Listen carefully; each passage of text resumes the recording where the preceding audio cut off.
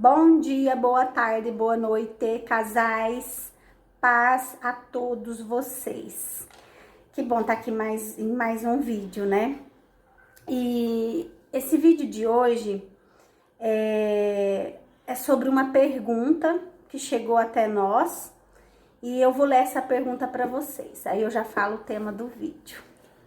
A pergunta que chegou até nós é o seguinte, vou ler aqui para vocês. Casamentos que foram construídos como a casa de tijolo, porém foram uma ruína. O que aconteceu? Uma pergunta muito interessante e pertinente. Verdade. Vem com a gente e o nosso tema de hoje é como manter a casa de tijolos de pé. Isso aí. Vamos lá.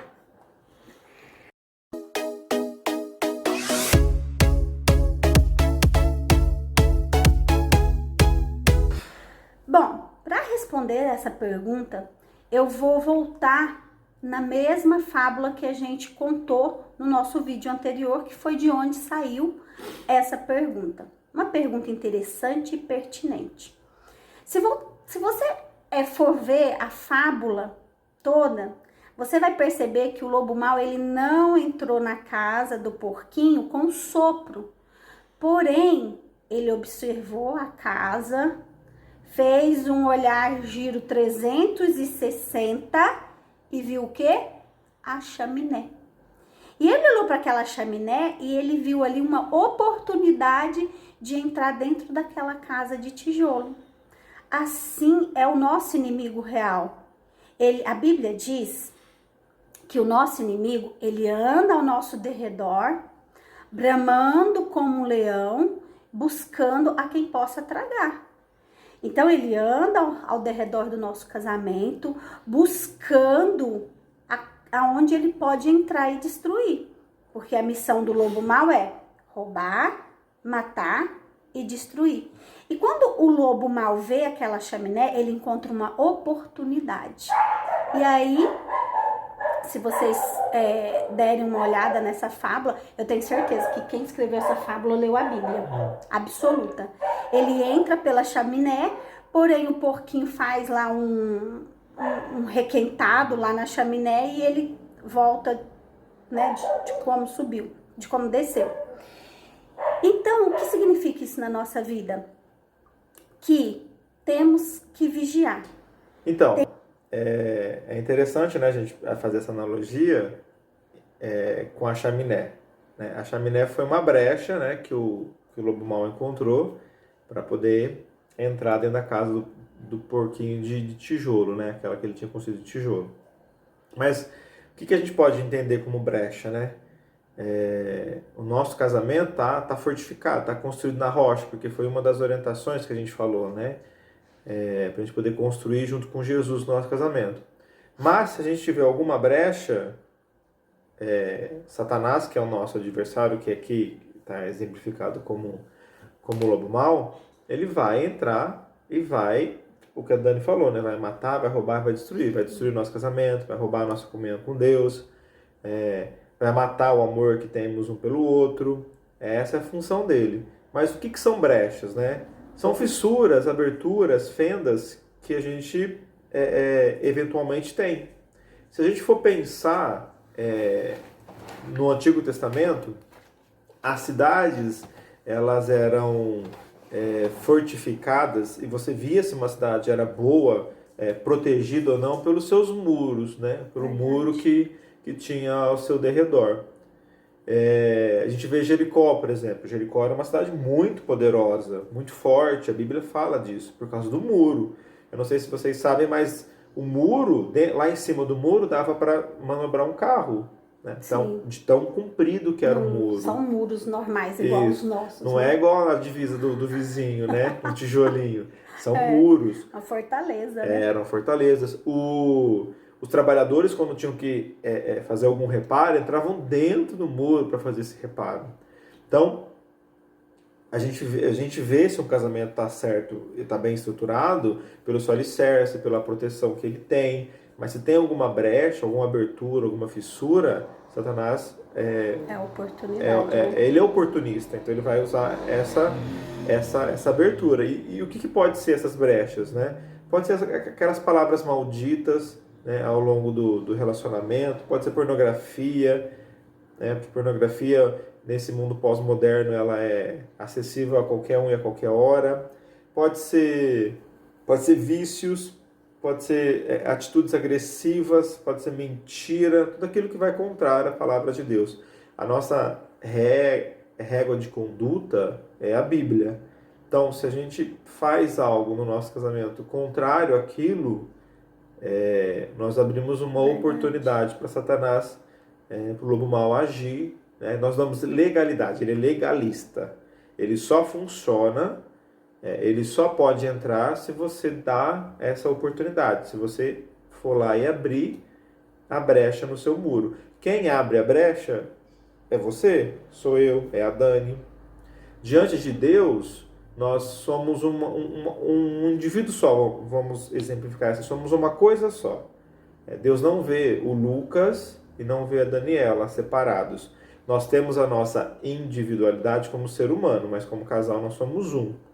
Tá? Então, se nós somos um, tudo aquilo que eu faço atinge diretamente a Daniela. Não atinge diretamente, vamos dizer assim, os meus filhos, mas atinge diretamente a Daniela. Correto. E depois que essa fenda se abre, tá, e agora? A gente tá com a nossa casa constituída, com tijolos, forte, e abriu-se uma brecha. O que fazer? Entrou a pornografia, entrou o vício está destruindo a família inteira, entrou as mentiras, o que fazer? Primeiro passo é parar de fazer o que estava fazendo. Parar de beber, parar com a pornografia, parar, erradicar. Se é algo oculto, que um dos cônjuges está fazendo e o outro não sabe, por exemplo, um adultério, uma pornografia que dá para você fazer sem ninguém tá vendo, é importante, é essencial que você chegue pro seu cônjuge. Eu sei que dá vergonha, a cara deve queimar, mas é o que a Bíblia nos orienta a fazer para erradicar o mal pela raiz. Você vai chegar pro seu cônjuge e vai falar: olha, eu tava me comportando assim, assim, assado. Eu te peço perdão, pede perdão pro seu cônjuge, e os dois juntos pedem perdão para Deus e não façam mais aquilo. Essa é uma forma de reparar aquela brecha, a chaminé. Lembra? Brecha da chaminé. A gente pode ter base do que a gente acabou de falar quando a Bíblia diz assim, ó: confessai as vossas culpas uns aos outros, para que vocês possam sarar. Então, para poder haver o processo de cura, tem que haver primeiro o arrependimento e a confissão dos pecados. Porque senão não tem processo de cura. Não adianta eu ir confessar para Deus. Não. Claro, eu vou pedir perdão pelo aquilo que eu fiz, para que o sangue de Cristo me limpe daquilo. Mas para que eu possa sarar e isso não voltar, não ser recorrente, eu preciso confessar para uma pessoa, tá? Não pode ser entrar no quarto e confessar somente. Tem que ter uma pessoa junto para que vocês possam orar, né, e sarar. Eu acho que não é vergonha, dá vergonha de chegar e falar, dá muita vergonha, mas também mostra um grau de arrependimento muito grande quando você... E é uma atitude nobre também, Sim, né? Com certeza. Todo mundo é pecador, né? Todo mundo tem os seus pontos falhos. Todo mundo, cada indivíduo tem a sua fraqueza. Minha é uma, da Dani é outra, Exatamente. A sua pode ser outra.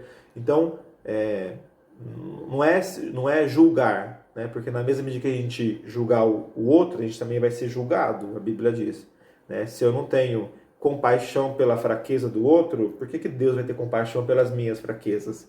A Bíblia é muito clara sobre isso. Correto. Bom, nós falamos como reparar as brechas. E agora, como não abrir essas brechas no nosso casamento? O que a Bíblia fala e nos orienta sobre isso? A Bíblia é categórica sobre algumas coisas, né?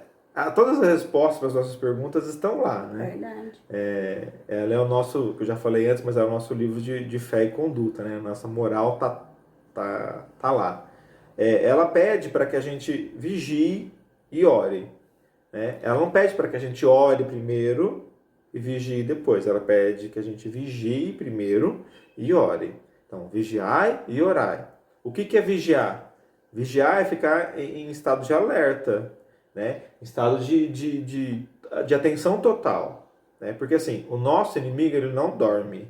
Se ele não dorme e ele está tentando matar, roubar e destruir, a gente também tem que ter um nível de vigilância alto. E como é um casal, os dois fazem o papel de vigilância, né? Então, primeiro vigiar, depois orar. E vigiar como? Ó, toma cuidado que você está vendo, entendeu? Ó, vi que você está meio estranho, entendeu? Vi que você está falando muitas coisas que não deve, ó. Lembra que a gente já conversou sobre isso? São esse tipo de situações, né? Para que as coisas não tomem proporção. Porque a única coisa que nasce grande é monstro, né? Verdade. As outras coisas começam de pouquinho em pouquinho. Né? Um casamento não termina da noite pro dia. Não. Né? É um processo para ele terminar. Então, começou em algum ponto. Então, é esse ponto que a gente tem que mitigar ali já. Finalizar ali. Correto. Bom, vigiar, orar, fugir daquilo que é a sua... que induz você ao erro. Então, foge, né? A Bíblia também é muito clara, né? Fala o seguinte pra gente, né? Resistir ao diabo e fugir da mulher adúltera. Ou seja, resiste ao diabo, né? Mantém-se firme em relação a ele, mas foge das suas fraquezas. Né? Se você sabe qual é a sua fraqueza, eu sei qual é a minha, a Dani sabe qual é a dela, então a gente foge. Se a sua fraqueza é a língua, não fala. Né? Se a sua fraqueza é pornografia, não fica sozinho. Né? Se a sua fraqueza é vício, é bebida, passa longe dela. Né? Porque lutar com nós mesmos, a gente já perdeu, não adianta.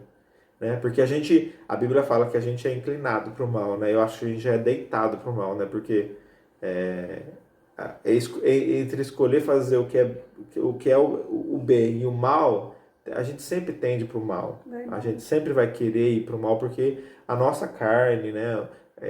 Nós gostamos daquilo, aquilo traz prazer. Você acaba meio que quando você se dispõe, por exemplo, a não fugir daquilo, é como se você estivesse brincando com o inimigo, né? Você tá no território. Se você não fugir da bebida, que é a sua fraqueza, vai, eu te venço, deixa eu só cheirar, você não vai conseguir. Então é fugir daquilo que conduz vocês ao erro, né?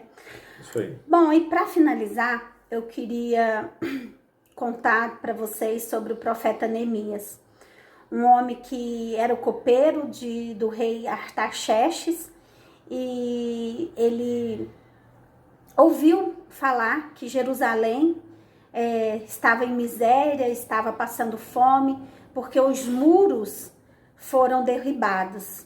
Aquela cidade forte, um dia que tinha aqueles muros que fortificava, agora já passa fome. E ele, como era um judeu, ele como um judeu, ele se comoveu de ouvir que a sua cidade estava devastada e que os muros estavam derribados. Então ele pede autorização para o rei para reconstruir os muros de Jerusalém. E ali em diante ele começa uma jornada trabalhosa, porque toda reforma demanda trabalho. Se os muros do seu casamento veio ao chão, é hora de reconstruir os muros, né? Ai, dá trabalho? Gente, dá muito trabalho. E Neemias, com aquela força, com aquela decisão, com aquela vontade de ver a sua cidade reerguida, ele foi e reergueu os muros de Jerusalém. Algo demorado? Sim, ele levou 52 dias para reerguer os muros de Jerusalém. Mas o que mais demorou não foi reerguer os muros. Às vezes você levanta os muros do seu relacionamento, mas aí precisa um pouco mais de paciência para reconstruir o interior de cada um de vocês. Em 52 dias ele levantou os muros, mas para reconstruir as famílias que viviam dentro de Jerusalém, para reconstruir o altar, para reconstruir a comunhão, para reconstruir aquelas famílias, foram 12 anos. Ou seja, talvez levantar o muro não demanda muito tempo.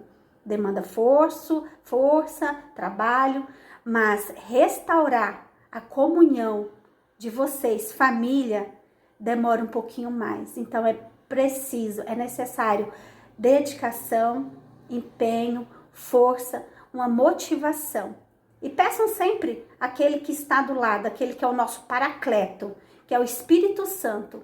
Jesus, quando ascendeu ao céu, ele mandou o Espírito Santo para estar conosco.